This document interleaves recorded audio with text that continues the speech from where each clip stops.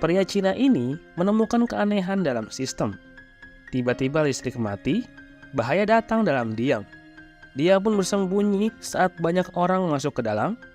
Orang ini bernama Rico, kacung pemerintah yang tidak kalem.